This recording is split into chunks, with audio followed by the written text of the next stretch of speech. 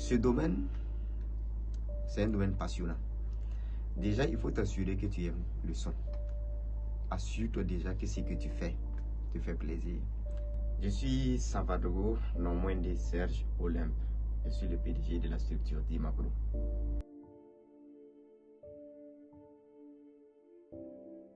Dimapro, c'est déjà, on a débuté par passion, donc on l'a créé officiellement en 2016.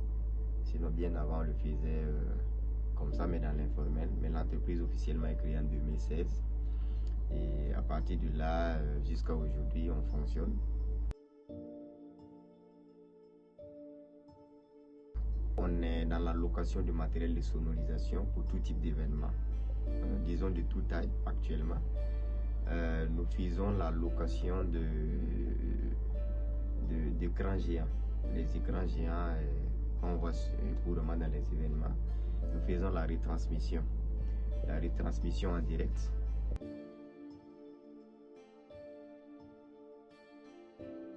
Ok, déjà, c'est comme j'ai dit, moi j'ai aimé le son, donc j'ai appris à me former moi-même. Et malheureusement, en notre temps, Internet n'était pas aussi répandu comme aujourd'hui. C'était un peu difficile d'avoir Internet, mais on luttait quand même pour se former. Et ici, il n'y a pas d'école, il n'y a pas de... On saute dedans et on apprend à nager. C'était dur, c'était très dur parce qu'on s'est brûlé les dos plusieurs fois.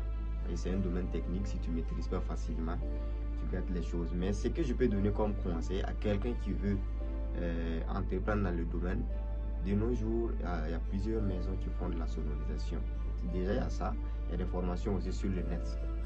Voilà, il y a des formations que vous pouvez suivre sur le net. Actuellement, il y a des documents un peu partout, il y a des vidéos que vous pouvez suivre. Donc, de nos jours, c'est un peu plus facile par rapport à notre temps.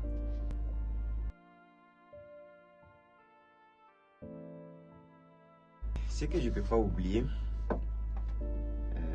c'est surtout que mes parents ne croyaient pas à cette activité.